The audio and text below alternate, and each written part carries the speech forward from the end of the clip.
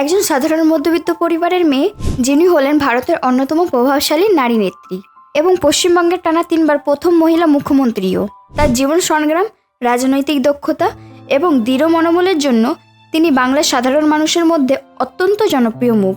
মমতা বন্দ্যোপাধ্যায় তার জীবন একজন সংগ্রামী নেত্রীর প্রতিচ্ছবি, যা প্রতিটি স্তরে মানুষের জন্য তিনি লড়াই করে চলেছেন। তো চলুন জেনে নেব এক সাধারণ পরিবারের মেয়ের রাজনৈতিক জীবনের সফলতার কাহিনী। মমতা বন্দ্যোপাধ্যায় 5ই জানুয়ারি 1955 সালে কলকাতার কাছাকাছি হারিস চ্যাটার্জি রোডে জন্মগ্রহণ করেন, যিনি সবার কাছে দিদি নামে পরিচিত।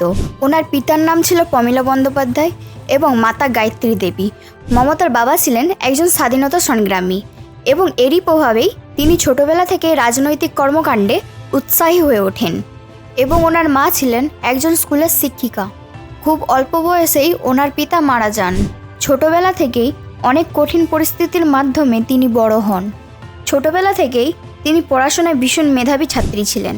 শিক্ষা জীবনে 1970 সালে দেশবন্ধু শিশু শিক্ষালয় থেকে স্কুল জীবন কমপ্লিট করেন এবং যোগামায়া দেবী কলেজ থেকে ইতিহাসে স্নাতক কমপ্লিট করেন। পরে তিনি কলকাতা বিশ্ববিদ্যালয় থেকে ইসলামিক ইতিহাসে মাস্টার ডিগ্রি কমপ্লিট করেন।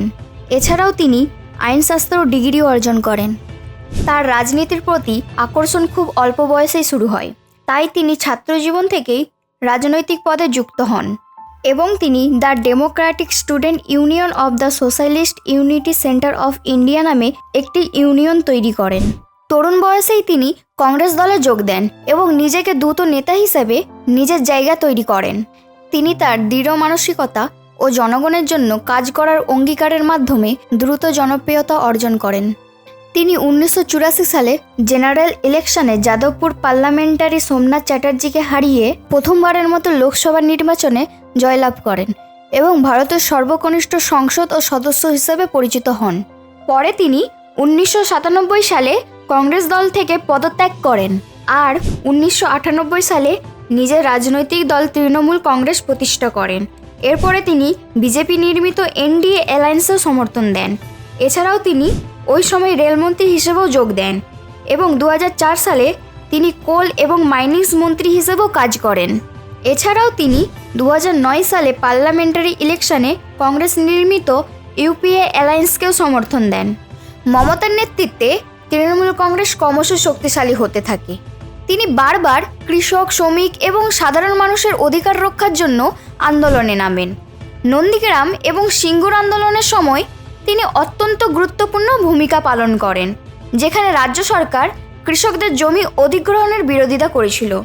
এই আন্দোলনগুলোই মমতার জীবনে অনেক জনপ্রিয়তা বাড়িয়ে দেয় এবং 2011 সালে বিধানসভা নির্বাচনে তৃণমূল কংগ্রেস দীর্ঘ 34 বছর রাজত্ব করা লেফট পার্টিকে হারিয়ে বিপুলভাবে জয়লাভ করেন।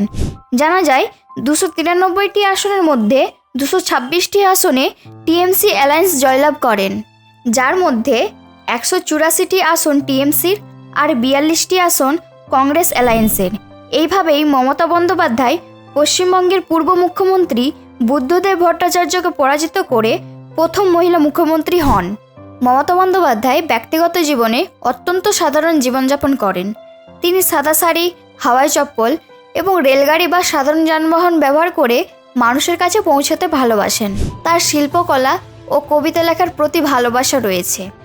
সোজা কথা বলার জন্য এবং দুর্নীতির বিরুদ্ধে কঠোর অবস্থানের জন্য তিনি পরিচিত। মমতার নেতৃত্বে তৃণমূল কংগ্রেস রাজ্যের বিভিন্ন সামাজিক ও অর্থনৈতিক উন্নয়নে কাজ করে চলেছেন। কৃষক, শ্রমিক, মহিলা ও সাধারণ মানুষের স্বার্থ রক্ষায় মমতার সংগ্রাম তাকে জনপ্রিয়তা করে তোলে। তার সরকার কন্যাশ্রী প্রকল্প এবং যুবশ্রী প্রকল্প চালু করে, যা আন্তর্জাতিক মহলে প্রশংসিত হয়। মমতা বন্দ্যোপাধ্যায়ের নেতৃত্বে তৃণমূল কংগ্রেস এখনও পশ্চিমবঙ্গের রাজনৈতিক মঞ্চে অত্যন্ত শক্তিশালী। তিনি রাজ্য এবং জাতীয় রাজনীতিতে গুরুত্বপূর্ণ ভূমিকা পালন করে চলেছেন এবং তার রাজনৈতিক কৌশল ও জনপ্রিয়তা পশ্চিমবঙ্গের বাইরে অন্যান্য রাজ্যেও প্রভাব ফেলেছে। মমতার সংগ্রামী জীবন প্রতিটি নারীর জন্য একটি উদাহরণ, যিনি সমস্ত প্রতিকূলতা কাটিয়ে নিজের জায়গা তৈরি করেছেন। আশা করি এই ভিডিওটি আপনাদের সবার ভালো লেগেছে। আপনাদের মূল্যবান সময় দেওয়ার জন্য অসংখ্য ধন্যবাদ।